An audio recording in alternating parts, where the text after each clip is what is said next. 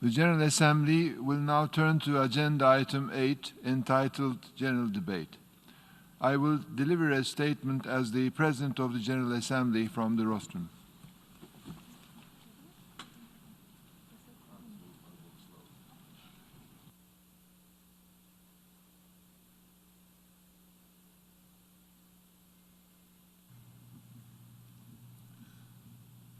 Heads of State and Government, Mr. Secretary General, distinguished ministers and delegates, Excellencies, I am honored to welcome you all to the general debate of the 75th session of the General Assembly. I would like to take a moment to commemorate this historic occasion. This hall has been the background of many significant discussions. Here in this hall, the General Assembly has accomplished much. We have reached consensus, and we have resolved difficult problems. This hall symbolizes that the nations can accomplish when they are united. And here in this hall, the general debate has been the apex of our deliberations. The general debate and the high-level week enable our political and civil society leaders to come together and discuss the various challenges we face. Some of these challenges are local or regional, but our efforts are always global. Excellencies, this year, in this hall, the general debate has had to take a new form. The leaders of our nations are not personally present. They will not be able to interact with each other and have bilateral meetings on the sidelines. And there is limited opportunity to benefit from NGO participation. But our need for deliberation is higher than ever. The pandemic has affected far more than our ability to attend this debate in person. It has pummeled our economies. It has pushed our healthcare systems to their limits. Education has been disrupted, risking our collective future. The most vulnerable have suffered most. The already precarious situation of refugees and migrants is ever more dire. The women and girls face higher risks of exposure to gender-based violence and exploitation. Children are more at risk of child labor, child marriage, and trafficking. Xenophobia, racism, and discrimination on ethnic and religious grounds are on the rise. Violence against members of religious groups and places of worship have been increasing. I wish to extend my sympathy and solidarity to each and every individual who has been impacted by this virus. And on behalf of all these people, I want to make a call. Rarely has the whole of humanity faced such an imminent and common threat. Today, we must leave our differences and disagreements aside. Today, we must renew our collective commitment to multilateralism. Today, we must combine our efforts to address this global problem, and we must make sure that no one is left behind. We, the peoples of the United Nations, can achieve this. Excellencies, when we consider the potential of the United Nations, it is important to consider this organization's origins. Following the heinous act of the World War II, the establishment of the United Nations was an acknowledgement that we must do better. It was a collective commitment to the progress of humanity. Through a new rules-based world order, with an organization of unrivaled legitimacy at its center, our founders endeavored to ensure peace, prosperity, and progress for all. The system was designed to be flexible, so we can address a range of challenges and unexpected issues. To recover from the pandemic, we can plan, innovate, and build back better for a sustainable, inclusive, and just recovery. Doing this alone will cost more lives and more resources. The pandemic will continue to change how we operate over the next year. We must make full use and all the tools available to us to combat this challenge.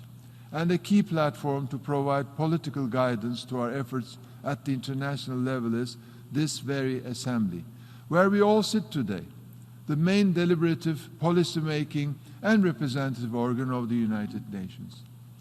In this regard, I urge member states to be cooperative and creative, to devise solutions that will enable this body to function effectively and remain relevant within the bounds of the Charter of Rules and Procedure.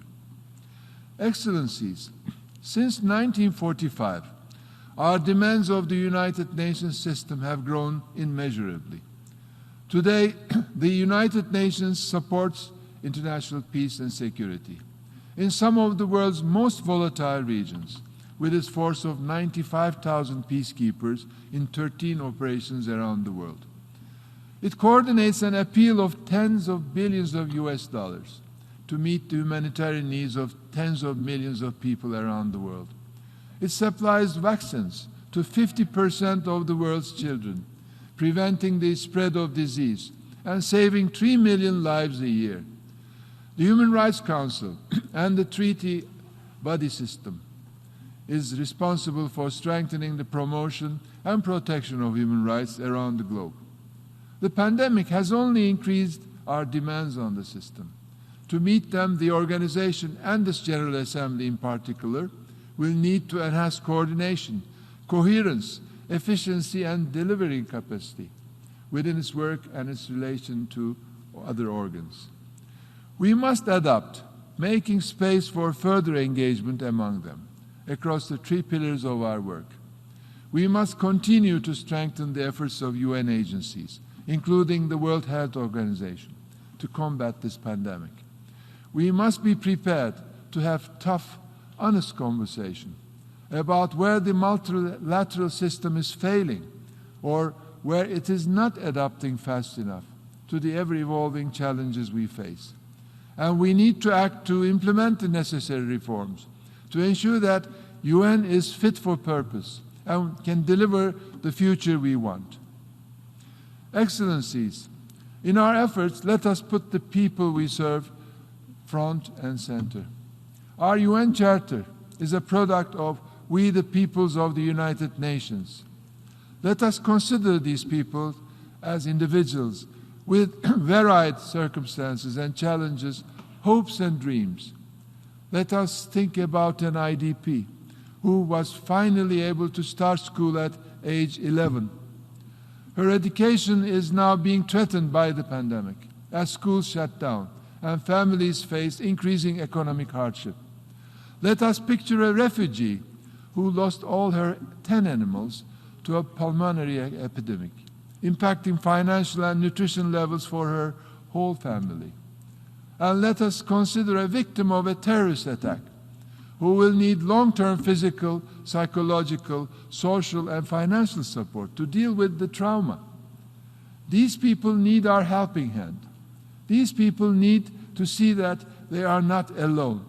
The people we serve recognize that the multilateral system is the best system available to provide solutions to complex issues such as climate change, peace and security, human rights protections, and global pandemics.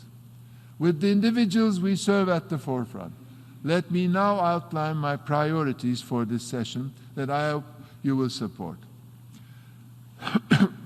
Firstly, as we commemorate the UN's 75th anniversary, we must recommit to and strengthen multilateralism and acknowledge its achievements.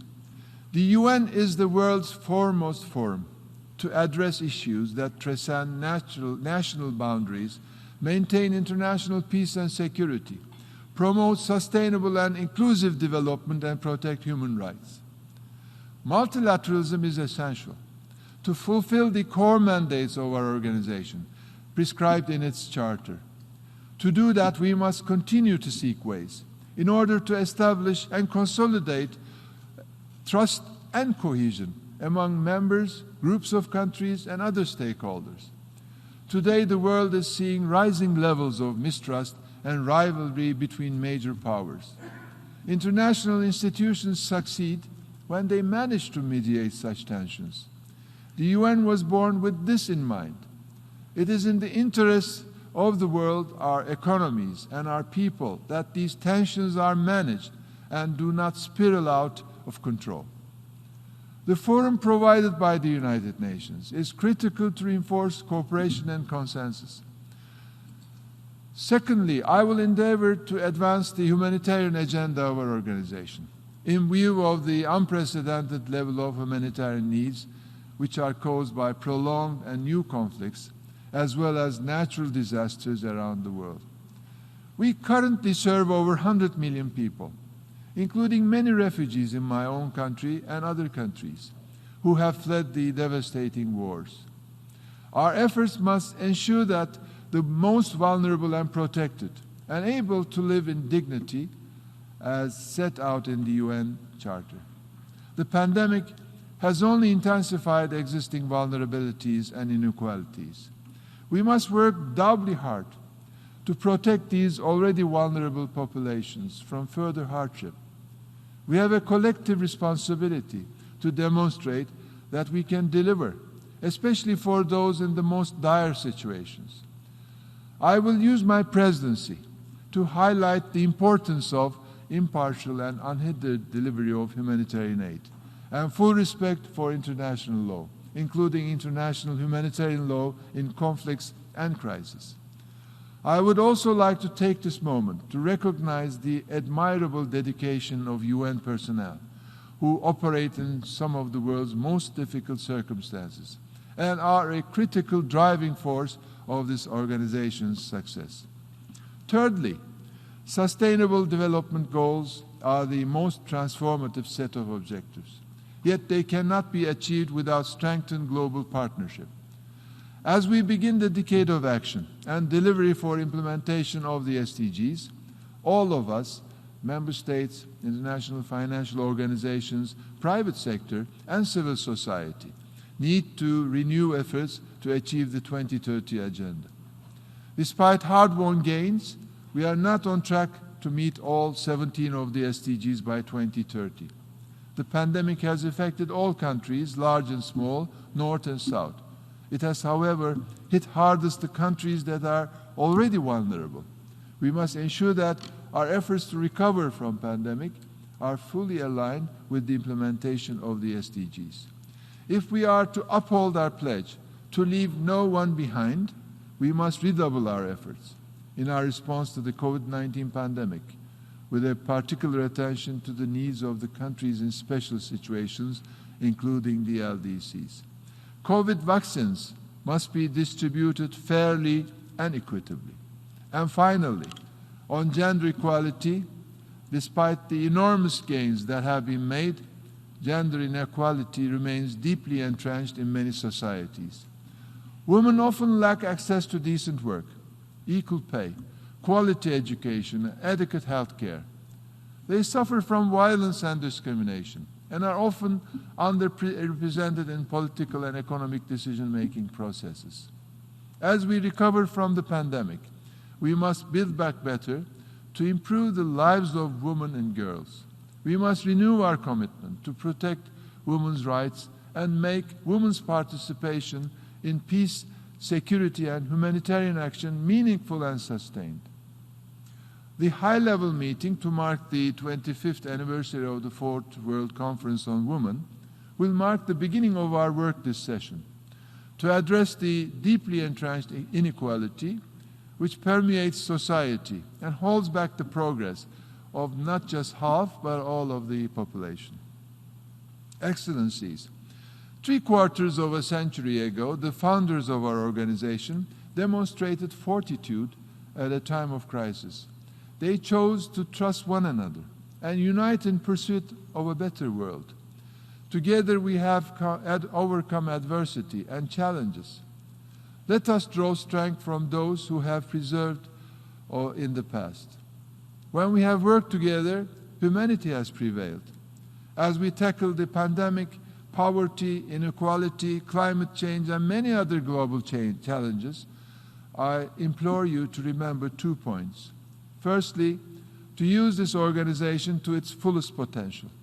And secondly, to come together for the benefit of all. I wish you every success in these worthy endeavors. I have full faith that you will do your utmost to continue to serve the people you are privileged to represent. As the President of this body, I stand ready to facilitate your efforts. This Assembly has the power to create a better world for all. This has been a historical year already, and together we will make this session a historical success. Thank you very much.